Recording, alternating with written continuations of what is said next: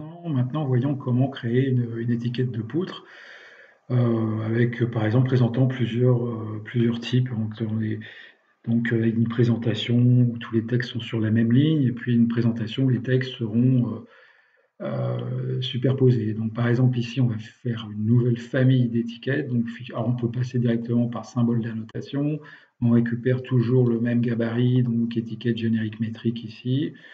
On connaît bien cette remarque, donc on sait immédiatement qu'il faut qu'on aille ici dans les catégories et paramètres pour dire qu'on va faire une étiquette pour les poutres. Alors les poutres s'appellent des ossatures dans Revit, on a bien compris, donc une étiquette d'ossature qui pourra aussi tourner, donc suivre la direction du composant, c'est-à-dire de la poutre ici. Alors au niveau de l'étiquette ici, donc on va aller la créer à partir de libellé. Je vais jeter le libellé ici et donc je vais chercher les paramètres relatifs à la poutre. Donc premier libellé que je vais aller chercher. Alors premier, c'est l'identifiant de la poutre, hein. Donc l'identifiant ici, donc c'est le nom de la poutre pour Revit. Donc il y a un identifiant que je place ici, tac tac, je le jette, très bien. Ensuite, je vais créer un autre libellé. Je vais créer un autre libellé dans lequel, donc je vais jeter ici, je le jette, je vais placer les paramètres partagés, bien sûr, puisque Revit n'a pas prévu. Les paramètres B et H, donc on va mettre le paramètre B ici, comme ceci, qu'on vient ajouter à notre libellé, et puis aussi le paramètre H ici, donc je vais le sélectionner, je vais le positionner là, comme ceci, et l'intégrer comme cela. Alors si je veux aussi, le cas échéant, on pourra ajouter la rase ici, la rase inférieure. Donc ça s'appelle, pour Revit, ça s'appelle l'élévation à la base. L'élévation à la base. Donc je peux aussi la rajouter comme ça. Alors attention aux unités ici, puisqu'il s'agit de valeurs numériques. Donc préciser qu'on travaille en centimètres, comme ceci. Donc ça c'est super important pour le B, pour le H. Donc on travaille en centimètres et on non pas dans les unités du projet. On supprime le zéro de fin. Ici on a l'élévation à la base. Donc ici on prend ceci. On va travailler ici en mètres avec deux décimales, avec le signe ici, sans suppression des zéros de fin. Ensuite, au niveau de la présentation, on va donc mettre ici B, on va mettre hauteur ici derrière la valeur H, on va supprimer ceci, on va peut-être mettre un espace avec l'élévation, donc on peut mettre l'élévation ici à la base, qui nous donnera la rase inférieure ici, comme ceci, avec peut-être une petite parenthèse. Voilà. Ce n'est pas une obligation, hein. L'élévation, on peut la donner par ailleurs. Oui, ça dépend, hein. Je dirais que je la fournirai pas dans l'étiquette, je la laisserai placée par Revit automatiquement. Donc ici, voilà, donc j'ai les infos ici, je place mon libellé ici. Ah oui, alors au niveau valeur, voilà, les valeurs qu'on peut placer ici, c'est-à-dire les exemples de valeurs, hein. Donc je mets 0, 0 ici pour le B, 0, 0 pour le H, pour qu'on voit bien. Alors maintenant, je vais donc dupliquer, j'ai dit que j'avais une étiquette qui pourrait avoir deux formes possibles, deux types, hein, donc 2, 3, 4, etc. Si on sait le faire pour 2, on sait le faire pour 3, 4, etc. Donc une présentation sur une seule ligne, une présentation sur deux lignes. Donc ici, tout ça, je le copie, pardon, je le copie, je sélectionne tout ça, ça et ceci, voilà, je les copie carrément à côté. Alors, je vais faire une première présentation.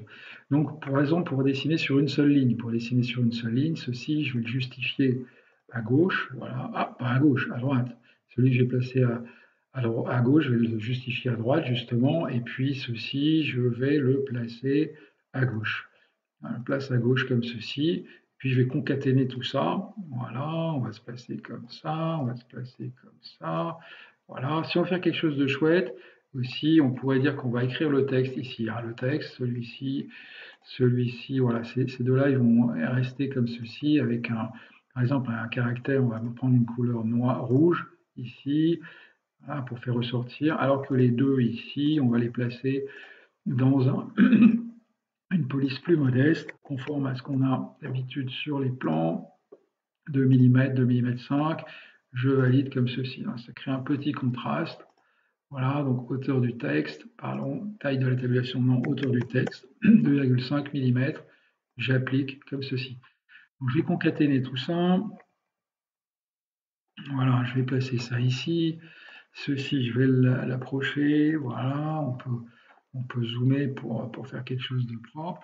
Et donc, à cette étiquette, cette première variante ici, donc je vais associer des paramètres de visibilité, hein. Donc, je vais dire ça, c'est l'étiquette avec le type 1 par exemple ici, hein. Donc, je vais créer un paramètre de famille, un paramètre de type que je vais appeler 1.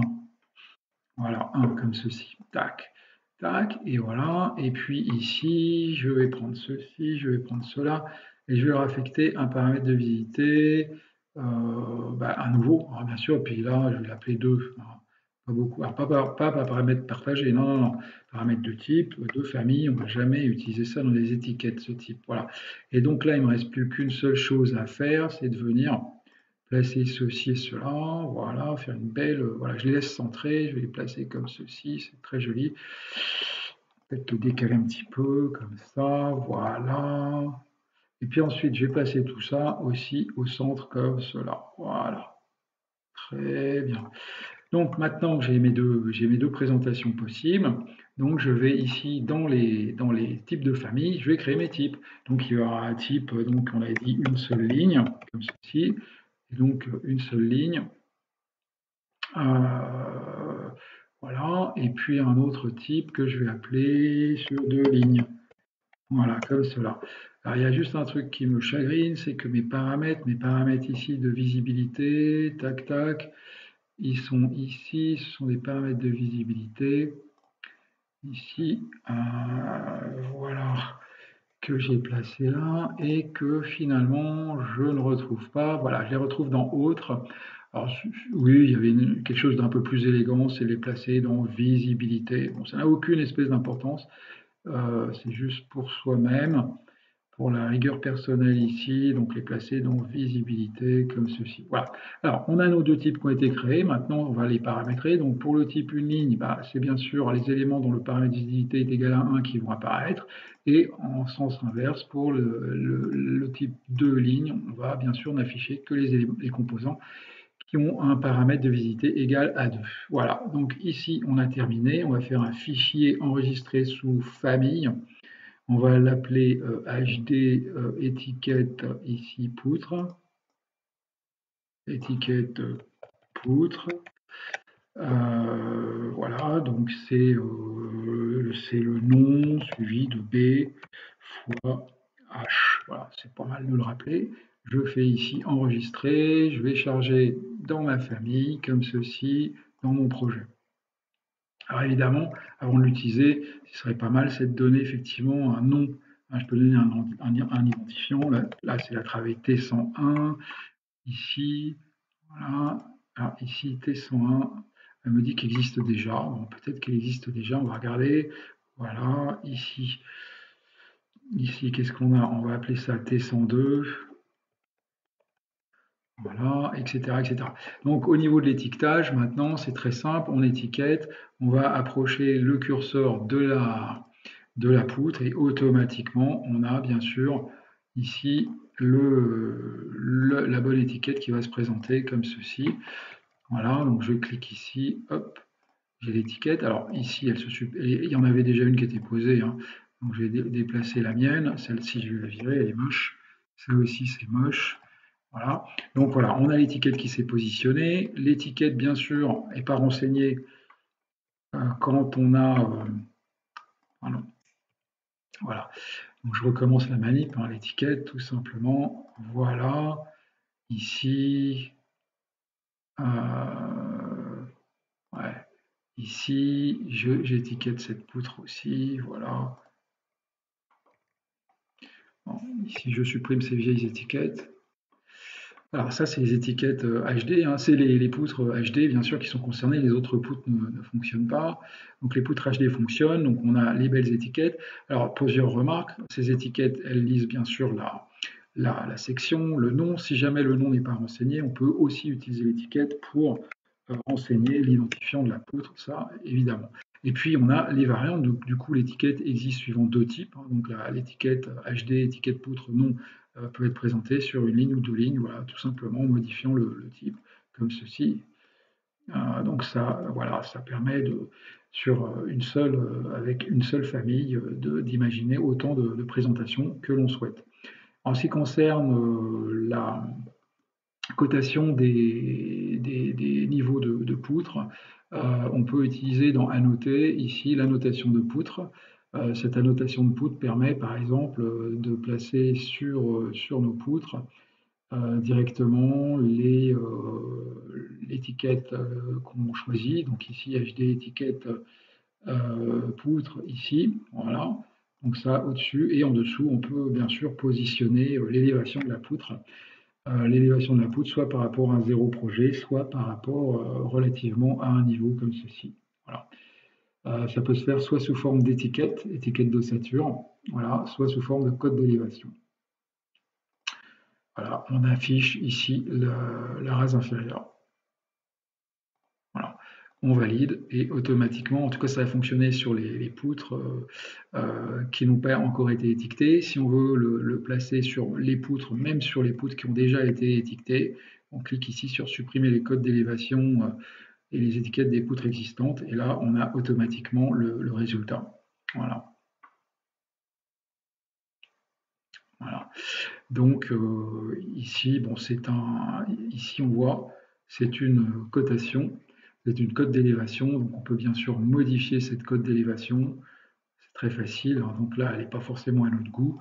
Donc on peut la remplacer avec ici l'indicateur d'élévation. Voilà. Donc moi je propose de faire ceci, cela, AI, deux points, comme ceci. Hop, on modifie et on a ce résultat-là. Donc ça, c'est entièrement, bien sûr, entièrement modifiable par la suite. On peut repasser sur une seule ligne. On voit que si on modifie la section de la poutre, ici, donc il suffit de modifier le type. Dans le sélecteur de type, je modifie. Donc tout est mis à jour. Effectivement, la rase, la section, etc., etc. Voilà. Donc c'est très pratique. Donc ici, hop, je reviens là.